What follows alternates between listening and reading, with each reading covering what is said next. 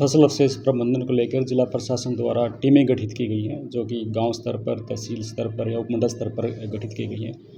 इन teams में जो 650 से ज़्यादा अधिकारी और कर्मचारी शामिल किए गए हैं। इसमें कृषि विभाग के अधिकारी हैं, पंचायत विभाग के अधिकारी, राजस्व विभाग, पशुपालन विभाग के अधिकारी, कुछ अन्य विभागों के अधिकारी हैं।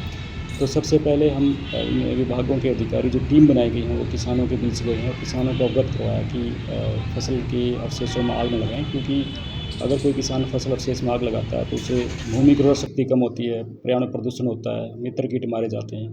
और कई बार हमें देखने में मिलता है कि अगर गेहूं की फानों में आग लगाते हैं तो जान माल का नुकसान भी होता है। और कुछ लोगों के कुछ किसानों के यहाँ फसल का नुकसान भी हुआ है। इसमें गेहूं की फसल भी जल गई थी, गन्ने की फसल भी जली है, वह बेल्स भी जली हैं।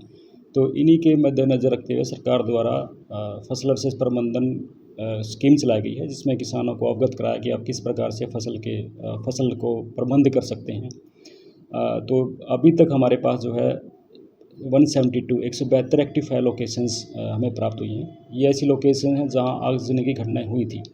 हमारी टीम द्वारा मौके पर जाके इन एक्टिव फायर लोकेशंस का अवलोकन किया गया। वो पाया गया कि 125 एक्टिव फायर लोकेशंस एक्सीडेंटल थी। ये किसी न किसी वजह से आग लगी थी, इसमें किसानों द्वारा आग नहीं लगाई गई थी।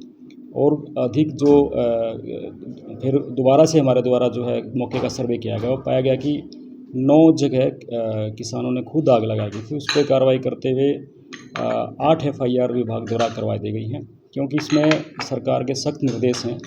अगर कोई किसान आग लगाता है तो उस पर 3 तरह की कार्रवाई की जाती है, चाहे वह रेड एंट्री है। रेड एंट्री का मतलब ये है कि जिस क्षेत्र में आग लगती है, जिस किला नंबर मरबा नंबर में आग लगती है, उस किला नंबर मरबा नंबर को मेरी फसल मेरा बुरा पर एंट्री की जाती है, उसका रेड एंट्री बोलते हैं।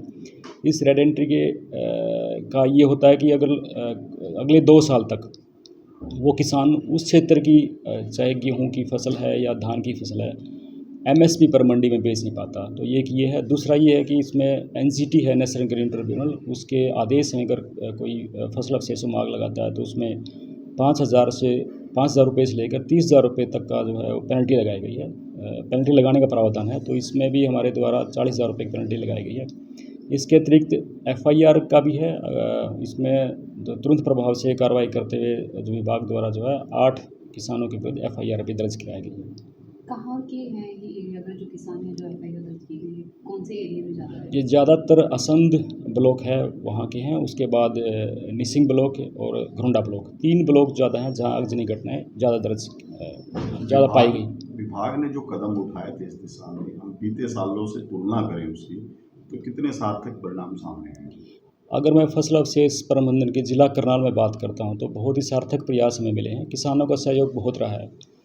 2021 में 1000 से ज़्यादा एक्टिव फायर लोकेशंस आती थी, लेकिन 2025 में केवल 23 एक्टिव फायर लोकेशंस हमें मिली हैं। तो हम कह सकते हैं कि पाँच साल में 95% से अधिक जो है वो 95% से अधिक जो है एक्टिव फायर लोकेशंस को कंट्रोल किया है। और आप भी सभी लोग देखते हैं और इसमें किसानों का बहुत ही सहयोग रहा है और सब लोग अप्रिशिएट करते हैं कि जिला करनाल में इस तरह का काम हुआ है। और किसानों द्वारा जो अब फसल अवशेष प्रबंधन को या तो इन सीटू के माध्यम से, एक्सीटू के माध्यम से या फोल्डर के रूप में जो है वो मैनेज किया जा रहा है। कुछ कहना चाहेंगे? अभी मेरा सभी किसानों से अनुरोध है कि वो जितने भी किसानों के यहाँ फसल अवशेष बचे हैं, खासकर गेहूँ के, वो आग न लगाएं। और बारिश हो चुकी है, बारिश अब फॉलो अप कर सकते हैं गेहूँ की खेत की जो ट्रैक्टर के माध्यम से जुताई कर सकते हैं, ताकि वो उनको जलाने की जरूरत नहीं पड़ेगी। आपका नाम? वजीर सिंह, उप कृषि निदेशक, करनाल।